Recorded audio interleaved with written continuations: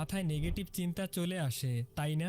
তুমি হয়তো এতদিন শুনে আসছো ফেসবুকের নেশা, সোশ্যাল মিডিয়ার নেশা অথবা মোবাইল ফোনের নেশা, কিন্তু কখনো কি শুনেছো পড়াশোনার নেশা? না, শোনোনি। তবে আজ শুনে রাখো, যে নেশা তোমাকে ছোট থেকে বড় করতে পারে, যে নেশা তোমার ভাগ্যকে পরিবর্তন করতে পারে, আর সেটাই হলো পড়াশোনার নেশা।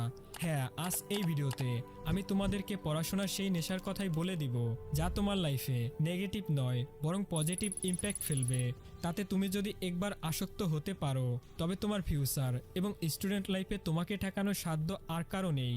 তাই সামনে বলা একটি কথাও মিস না করে পুরো ভিডিওটি যদি তুমি মনোযোগ সহকারে দেখতে পারো, তবে তুমিও শিখতে পারবে তোমার পড়াশোনাটাকে কিভাবে নেশায় পরিণত করা যায়। তাই আমি মনে করি প্রত্যেকটি স্টুডেন্টের এই ভিডিওটি অবশ্যই দেখা উচিত, কারণ এই একটি ভিডিওই তোমার স্টুডেন্ট লাইফটি বদলে দিতে যথেষ্ট।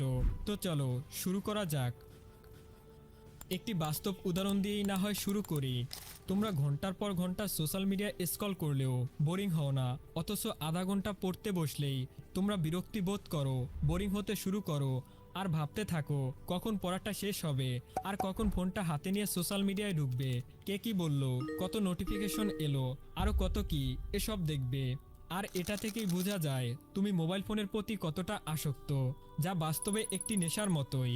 কিন্তু একটু চিন্তা করে দেখো, যদি এই নেশাটা তোমার মোবাইল ফোনের উপরে না হয়ে তোমার পড়াশোনার প্রতি হয়, তাহলে কেমন হতো? হ্যাঁ, যদি এমনটা হতো, তবে প্রত্যেক স্টুডেন্টের 65 থেকে 75% সমস্যার সমাধান হয়ে যেত। কারণ স্টুডেন্ট লাইফে প্রত্যেক স্টুডেন্টের সবচেয়ে বড় দায়িত্ব হলো তার পড়াশোনাটাকে ঠিকঠাকভাবে চালিয়ে যাওয়া। বাবা মায়ের কষ্টের টাকায় কেনা বই খাতায় যেন প্রেমপত্র আর হাবিজাবি লেখা না থাকে। তোমার বাবার মাথার ঘাম পায়ে ফেলে অর্জিত টাকা মাস শেষে টিউশন ফিতে, এক্সাম ফিতে যেন বৃথা না যায়, বছর শেষে এক্সামের রেজাল্ট যেন খারাপ না হয়। হ্যাঁ, যদি তুমি এই বিষয়গুলো বুঝে নিতে পারো, তবে তুমি বুঝবে তুমি একজন আদর্শ স্টুডেন্ট। এখন তুমিও হয়তো বলবে, ভাইয়া আমিও পড়তে চাই কিন্তু পড়ায় আমার মন বসে না। তো এই সমস্যার সমাধানে আমি তোমাকে 4টি পয়েন্ট বলে দিব, যেগুলোকে নিয়মিত ফলো করলে তুমি তোমার পড়াশোনাটাকে এখান থেকে এখানে নিয়ে যেতে পারবে। পয়েন্ট নাম্বার 1, ইন্টারেস্ট তৈরি করা। আচ্ছা, পড়াশোনা মানে কি একগাদা বই নিয়ে নিজেকে একটি রুমের মধ্যে আবদ্ধ করে রাখা? না, মোটেও না। পড়াশোনাকে ইন্টারেস্ট তৈরি করা সম্ভব যদি তুমি এই ধরনের কিছু টেকনিক আয়ত্ত করতে পারো।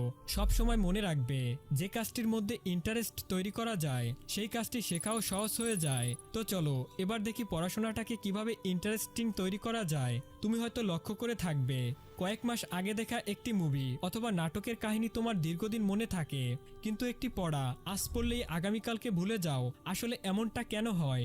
কারণ তুমি যখন একটি মুভি দেখো তখন তার সাথে ভিজুয়াল দৃশ্য থাকে, যে কারণে ঘটনাগুলো তোমার মস্তিষ্কে গেঁথে যায় আর তা তোমার দীর্ঘদিন পর্যন্ত স্মৃতিতে থেকে যায়। তাই এখন থেকে পড়াশোনায় তোমাকে একই কাজ করতে হবে। যখনই তুমি যা পড়বে সেগুলোকে গাধার মতো মুখস্থ না করে বুঝে পড়ার চেষ্টা করো, আর মনে মনে ভিজুয়াল দৃশ্য তৈরি করো। আর তোমার গুরুত্বপূর্ণ পড়াগুলোকে কালার পেন দিয়ে হাইলাইট করে রাখো, তাহলে সহজেই পড়া মনে রাখতে পারবে এবং পড়াশোনার প্রতি তোমার ইন্টারেস্ট তৈরি হবে। ফলে দীর্ঘদিন পর্যন্ত সেই পড়াগুলো স্মৃতিতে ধরে রাখতে পারবে। পয়েন্ট নাম্বার 2, স্যাটিসফ্যাকশন তৈরি করা। তোমাকে যদি প্রশ্ন করা হয় পড়াশোনা করে কি লাভ, তুমি হয়তো উত্তরে বলবে, এটা আবার কেমন প্রশ্ন ভাই?